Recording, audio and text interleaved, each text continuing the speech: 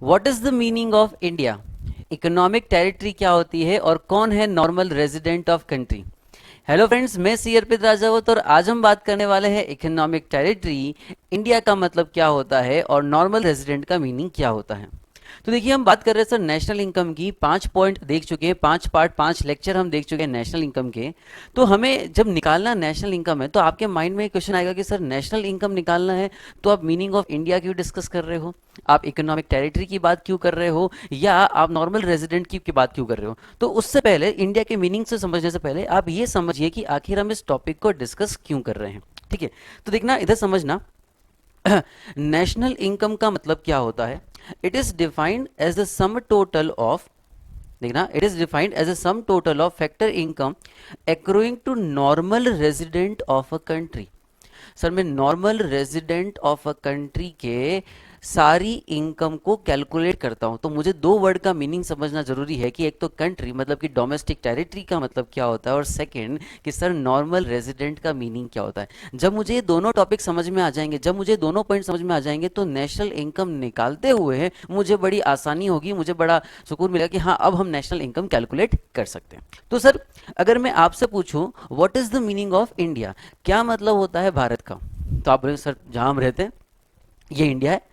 India का क्या मतलब होता है? तो आप समझना, नहीं, इतना आसानी से हम नहीं कह सकते कि जहां हम रहते हैं वो इंडिया है। हमें उसको थोड़ा सा डिटेल में समझना होगा, या हम और नॉर्मल लैंग्वेज में बात करें तो हम बोले सर कश्मीर से लेकर के कन्याकुमारी तक इंडिया है, बस इधर राजस्थान से लेकर के उधर असम तक इंडिया है, सब कुछ इंडिया है। लेकिन सर अगर हम उसको थोड़ा सा और तरीके से समझते हैं, थोड़ा सा और डिटेल में जाकर के समझते हैं, sir what is the meaning of India, तो समझना, इंडिया मीन्स जोग्राफिकल टेरिटरी। जो भी हमारी जोग्राफिकल टेरिटरीज हैं, या कह लो जो भी हमारी जोग्राफिकल बाउंड्रीज हैं, वो सब इंडिया कहलाती हैं। ठीक है, इसको हम और इजी लैंग्वेज में कह सकते हैं पॉलिटिकल फ्रंटियर्स ऑफ इंडिया। क्या कह सकते हो इसको? इसको आप कह सकते हो पॉलिटिकल फ्रंटियर्स ऑफ इंडिया। तो जितने भी हमारे पॉलिटिकल फ्रंटियर्स हैं वो सारे इंडिया माने जाते हैं। देखना, administered by the government with in which person goods and capital circulate freely. तो सर अगर आपको इंडिया से बाहर जाना है, एक कंट्री से दूसरी कंट्री में जाना है, यू नीड परमिशन। लेकिन अगर आपको उसी कंट्री के अंदर वर्किंग करनी है, अगर इसी कंट्री के अंदर आपको घूमना है, तो आपको किसी भी परमिशन की रिक्वायरमेंट नहीं है। ठीक है, तो सर नॉर्मली इंडिया का मतलब क्या है? तो इंडिया का मतलब है हमारी जितनी भी पॉलिटिकल फ्रंटियर्स हैं, जितनी भी हमारी राजनीतिक सीमाएं हैं, वो सारी हमारे लिए इंडिया कहलाती है। और ये क्यों जरूरी है? क्योंकि हमें कैलकुलेट करना होता है नेशनल इनकम। तो नेशनल इनकम के लिए पहले डिफाइन करना होगा मीनिंग ऑफ नेशन। तो अभी मैं क्या कर रहा हूं, अभी मीनिंग ऑफ नेशन डिटरमाइन कर रहा हूं। अब समझना, मान लो आप कन्याकुमारी पहुंच गए, अब आप सी शोर पे खड़े हो, समुद्री किनारे पे खड़े हो। तो समुद्री किनारे से कितना दूर तक इंडिया है, क्या वो इंडिया है या नहीं? तो उसको समझना कि सर डोमेस्टिक टेरिटरी के साथ में और क्या इंक्लूड है। तो सबसे पहला तो चीज हो गया पॉलिटिकल फ्रंटियर्स ऑफ इंडिया, हमारी जितनी भी राजनीतिक सीमा है वो इंडिया मानी जाएगी। उसके साथ में सेकेंड जो पॉइंट है वो है territorial water up to 12 nautical miles. 12 nautical miles तक भी इंडिया माना जाता है, इंडिया अज्यूम किया जाता है। फिर थर्ड पॉइंट, इसका मतलब क्या हुआ? इसका मतलब हो गया कि अगर ये हमारा सी शोर है, अगर ये हमारा समुद्री किनारा है, तो इससे यहां से लेकर के 12 नॉटिकल माइल्स तक भी, नॉटिकल माइल्स क्या होता है? जैसे हम रोड या जमीन की जो दूरी नापते हैं वो किलोमीटर्स में नापते हैं, समुद्र की जो दूरी नापी जाती है वो नापी जाती है नॉटिकल माइल्स में। तो up to 12 nautical miles, 12 nautical mile तक वो इंडिया माना जाएगा, वो इंडिया अज्यूम किया जाता है। ठीक है, थर्ड है ship aircraft owned and operated by normal resident between 2 और मोर कंट्रीज।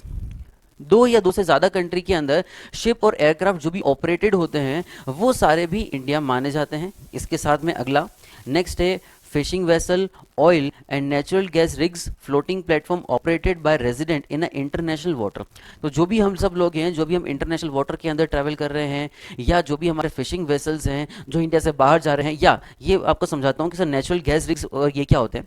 जैसे केजी बेसिन, सी के अंदर एक एरिया है केजी बेसिन जहां पर रिलायंस पेट्रोलियम एक्सट्रैक्ट करने का काम कर रहे हैं। वो बहुत दूर है, करीबन 170-180 नॉटिकल माइल से भी ज़्यादा दूर है, लेकिन फिर भी वो इंडिया माना जाता है, वो इंडिया अज्यूम किया जाता है। और उसको अज्यूम करने का रीज़न बहुत सिंपल सा है, बिकॉज सर कि वो एरिया भी डीम्ड हमारा पार्ट माना था, उससे कहा जाता है एक्सक्लूसिव इकोनॉमिक जोन या कॉन्टिनेंटल शेल्फ बुलाया जाता है। तो वो वाला पार्ट भी इंडिया माना जाता है, वो वाला पार्ट भी इंडिया अज्यूम किया जाता है। इसके साथ में इसके साथ में सारी एम्बेसीज, सारे कॉन्सुलेट, सारे military establishment of a country located abroad. अब समझना कि सर एम्बेसीज क्या होती है।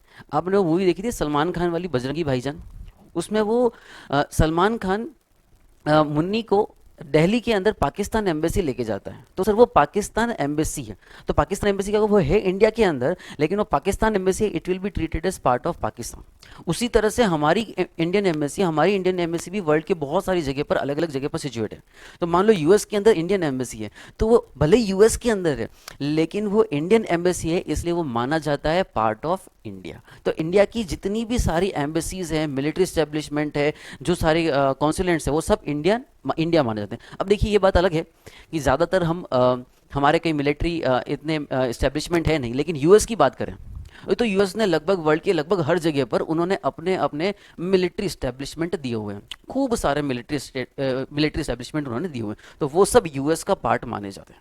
ठीक है, यूनाइटेड नेशन की जो डेफिनेशन है वो डेफिनेशन आप रीड कर चुके हो। इसका मतलब क्या है, territory is a geographical territory administered by government with in which person, goods और कैपिटल फ्रीली लोकेटेड। अब सर रेजिडेंट की बात, अब सर जब आपने इंडिया एक कंट्री की बात कर ली, तो अब आपको सेकंड जो बात करनी है, सेकंड जो बात समझनी है वो समझनी है रेजिडेंट, कि सर रेजिडेंट का मतलब क्या होता है। Who are the resident of a country. क्या आप रेजिडेंट हो? आप बोलेंगे हाँ बिल्कुल। कैसे पता आपको, कैसे पता आपको कि आप रेजिडेंट हो? तो आप बोलेंगे सर कि हम यहाँ के रेजिडेंट हैं, हम माने जाते हैं यहाँ के रेजिडेंट है क्योंकि हम यहीं पर रहते हैं। अब ये बात समझना है, इसके साथ में इकोनॉमिक्स, क्योंकि मैं सर पढ़ा क्या रहा हूँ, सर मैं इकोनॉमिक्स पढ़ा रहा हूँ, तो इकोनॉमिक्स में इसके साथ में एक चीज, एक टॉपिक और समझना जरूरी है कि सर जहां पर, ध्यान से सुनना, जहां पर भी आपका इकोनॉमिक इंटरेस्ट लाई करता है, क्या बोल रहा हूं मैं, जहां पर भी आपका इकोनॉमिक इंटरेस्ट लाई करता है, जहां पर भी आपका इकोनॉमिक इंटरेस्ट है, वो आपके लिए इकोनॉमिक टेरिटरी या डोमेस्टिक टेरिटरी या उस कंट्री के, उस डोमेस्टिक टेरिटरी के आप रेजिडेंट माने जाते हो। और जहां पर आपका इकोनॉमिक इंटरेस्ट लाई नहीं करता, वहां के आप नॉन रेजिडेंट माने जाते हो। देखना, तो रेजिडेंट का मीनिंग समझना। रेजिडेंट, या इसे हम जनरली बोलेंगे नॉर्मल रेजिडेंट, और एनआर मतलब नॉन रेजिडेंट होता है, ध्यान रखना। Is said to be a person और institution who ordinary resides in a country and who centre of economic interest lies in the country. वो ऑर्डिनरी पर्सन जो उस कंट्री में रहता है, जिसका इकोनॉमिक इंटरेस्ट उस कंट्री के अंदर है, और जो उस कंट्री के अंदर ही काम करता है, वो वहां का नॉर्मल रेजिडेंट माना जाता है।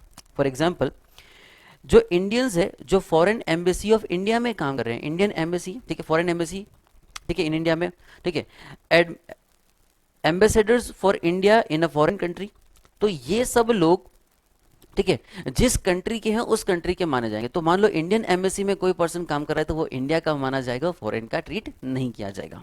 अब इकोनॉमिक इंटरेस्ट का मतलब क्या होता है, what is the meaning of economic interest? तो बहुत सिंपल है, द रेजिडेंट लिव्स और is located with in domestic territory, वो उस डोमेस्टिक टेरिटरी के अंदर रहता है। अगर वो उस डोमेस्टिक टेरिटरी के अंदर रहता है तो वो यहाँ का रेजिडेंट माना जाएगा। Second, the resident carries out basic economic activities of earning, spending and accumulation from the location. ठीक है, जो वहां पर खर्च करना, कमाना, सर आप यहीं पर जॉब करते हो, आप यहीं पर बिजनेस करते हो, यहीं पर आप मॉल के अंदर जाते हो, यहीं रेस्टोरेंट में खाना खाने जाते हो, तो आपका इकोनॉमिक इंटरेस्ट इंडिया के अंदर है। और जिस कंट्री के अंदर आपका इकोनॉमिक इंटरेस्ट होता है, वहां के आप रेजिडेंट माने जाते हैं, वहां से आपकी इनकम टैक्सेबल होती है। ठीक है, देखना, नॉन रेजिडेंट, अब नॉन रेजिडेंट कौन हो गए? अगर इसको थोड़ा सा डिफाइन किया हुआ है, ये आपको, ये जो अगला जो पैराग्राफ है ये बहुत इंपॉर्टेंट है एमसीक्यू पैटर्न्स के लिए, एमसीक्यू क्वेश्चंस वगैरह जो आते हैं उनके लिए बहुत इंपॉर्टेंट रहता है कि सर कुछ कैटेगरी ऑफ पर्सन जो रहते हैं उस कंट्री के अंदर है, लेकिन फिर भी वो वहां के नहीं माने जाएंगे, ऐसा हो सकता है क्या? ऑब्वियसली सर, देखना, those foreigners who visit our country for travelling, कोई फॉरेनर आया इंडिया में घूमने के लिए, तो वो क्या यहाँ का रेजिडेंट है? नहीं सर, वो बाहर का रेजिडेंट माना जाएगा। फिर है वो रिक्रिएशन के लिए आया, हॉलीडेज में आया, मेडिकल ट्रीटमेंट के लिए आया, पढ़ने के लिए आया, स्टडीज के लिए आया, स्पोर्ट्स, ठीक है, आईपीएल के अंदर जितने सारे आपके फॉरेन प्लेयर्स वगैरह आ रहे हैं, तो ये सब लोग चाहे इंडिया में आ रहे हैं, लेकिन फिर भी वो इंडिया के रेजिडेंट नहीं माने जाएंगे, वो इंडिया के नॉन रेजिडेंट माने जाएंगे। ठीक है। Example, foreigners working in Indian embassy in foreign countries, foreign ambassadors of India etcetera. Sir ये सारे लोग जो हैं, ये सारे लोग नॉन रेजिडेंट माने जाते हैं, ये सारे लोग रेजिडेंट नहीं माने जाते। तो दो बहुत इजी सा मीनिंग देखिए। पहला, इकोनॉमिक टेरिटरी का मतलब क्या होता है, तो इसका मतलब है पॉलिटिकल फ्रंटियर्स ऑफ इंडिया, और सी के अंदर जाएंगे तो 12 नॉटिकल माइल्स तक भी इंडिया माना जाता है। उससे भी आगे अगर पढ़ना चाहते हो, तो उससे आगे भी अगर आप देखना चाहते हो इंडिया का मीनिंग, तो समझना। ठीक है। तो मेनली हमारा जो इंडिया है उसके अंदर आ रहा है एक तो पॉलिटिकल फ्रंटियर ऑफ इंडिया, ठीक है, वहां से आ रहा है 12 नॉटिकल माइल्स जो कि इंडिया ही माना जाता है। उसके आगे देखना चाहते हो तो उसे कहते हैं हम continental shelf and exclusive economic zone.